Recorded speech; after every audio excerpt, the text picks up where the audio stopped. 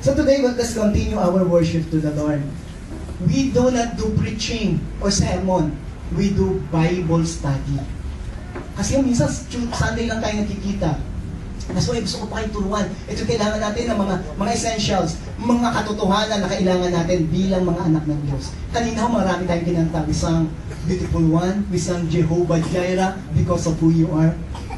Kasi po, kailangan natin to. Kailangan mong makilala ang Panginoon. That's why in our church, we always declare that we exist to love God. At hindi mo maiibig ang isang Diyos na hindi mo siya kilala. At lalong-lalo ng pangalan niya. We exist to know Christ. That's why in our church, every Sunday, our goal is that we may know Christ and the power of His resurrection. And lastly, we exist to make Him known. Yun pong mga natutunan natin dito ay i-declare po natin, i-share natin sa ating buhay, magmamanifest sa ating buhay at may babahagi natin sa pamilya natin, sa opisina o sa eskwela, sa community natin, at sa buong Pilipinas. Kailangan ng Pilipinas ng mga tulad ninyo po na may pagmamahal sa Panginoon. Palakpakan natin ng Lord. So today, we talk about the name of God. Name of God. Naalala ko lang, meron pong nilaro yung mga bata rito last Sunday. Natatandaan nyo ba to, yung mga naglaro nito? Binibigay ko sila ng mga title nila. Natatandaan nyo mga kabataan? Nandito ba kayo? Meron mo dito. Huhulaan nila kung sino to. Meron po nakalagay rito, Super Takaw. Sino nga to? Huwag na natin sabihin. Meron pa dito, Super Secret. Siya daw ho yun. Pagtatanungin mo, gusto mo i-describe ang sarili niya, ang name niya o title niya ay Super Secret. Super Featherweight, siguro, pakpaklan to, yung mga napakadaang nito. Meron pa, Super Absent. Nandito ba yung Super Absent ngayon? Meron pa may nakahula. Super Bagets. PSP Go. Siguro may mag-PSP. Ano pa ito? Super Rocket. Puro super duper. Super Gatas. Ang dami ho nila. Pero gusto ko rito ay Super Takaw. Amen. Kung sino ka man, hindi kita kilala. Pero yun ang title mo sa sarili mo. Meaning, dinidescribe mo yung sarili mo. Gusto niyo pa isa? Tapos ko na lang ulit yun. Amen. Ito pa isa. Sa babae naman ata to eh. Mga ano to. Alam ko sa lalaki yun eh. Dali lang ho ha. Ayan. Okay. Ayan o. Meron ho. Sensitive. Siguro makantilan to. Iiyak na. Conservative. Siguro to ang kanyang palda hanggang talampakan. Simple. Hindi nagme-makeup. Si simple but elegant. Sino ba yun?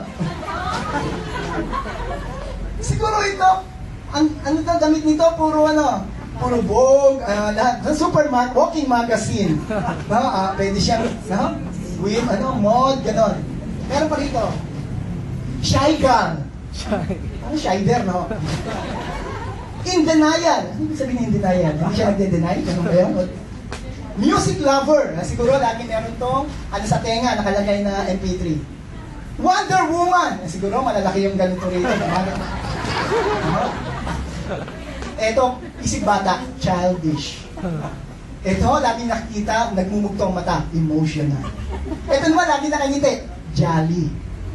Ibig sabihin nito, ito, behind these mga characters, meron pong mga taong hindi ko kilala kasi sila naglaro.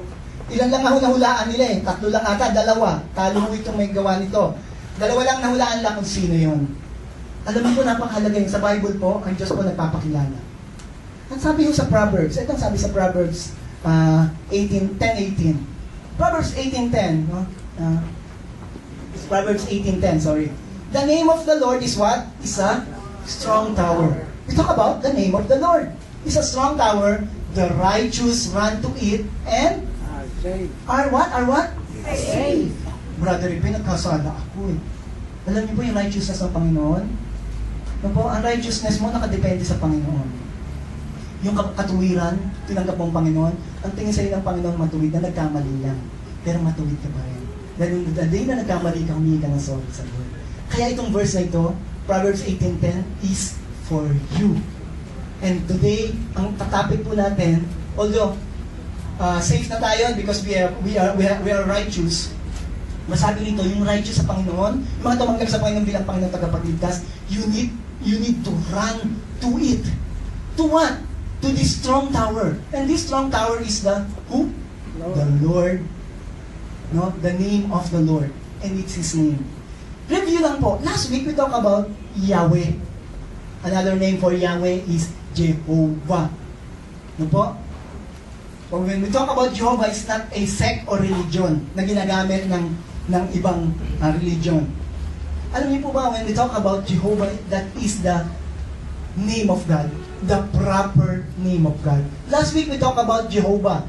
At yun po ang tinanong ni Moses, pupunta ako dun sa mga Israelita na nasa bondage ng 400 years dun sa Egypt. Ano sasabihin kong pangalan mo? Kausap niya ang Diyos. Ano pong sasabihin kong pangalan niyo? Ang sabi ng Lord, sabihin mo, si Yahweh ang nagpapadala sa iyo. Or, transliteration, Jehovah ang pangalan. At sa Bible ninyong English, all capital letters na L-O-R-D.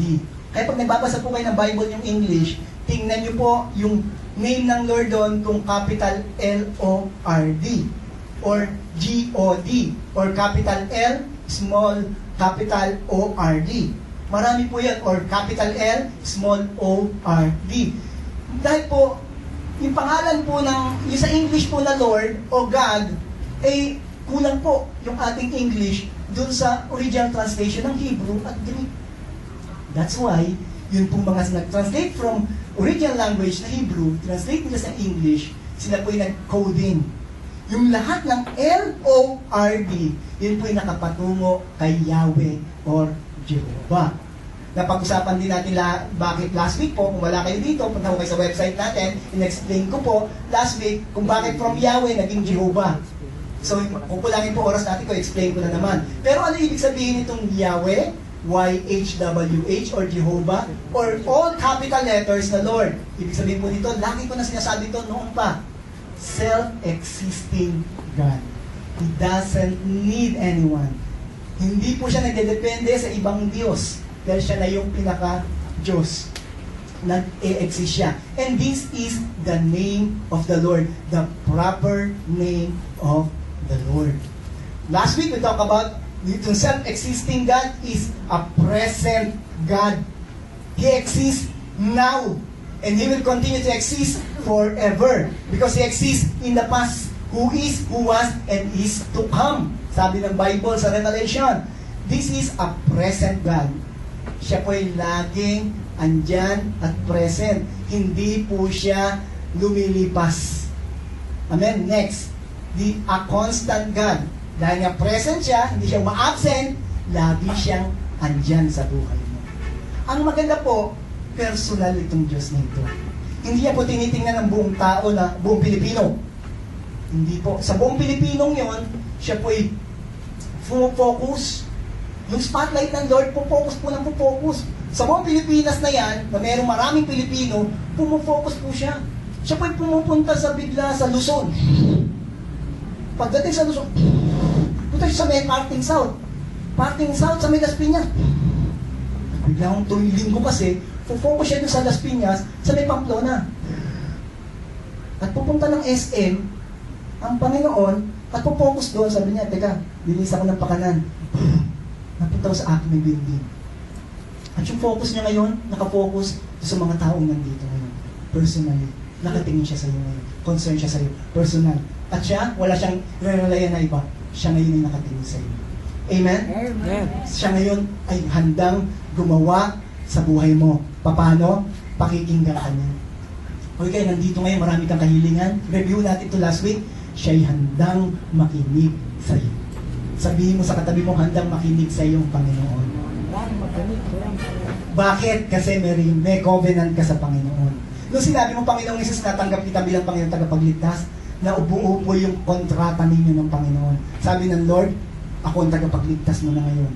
Ako na rin ang Panginoon mo. May relasyon na tayo ngayon. At kaya kitang protektahan sa atin ng Panginoon. Kaya kitang tulungan. Kaya kong ayusin ang buhay mo.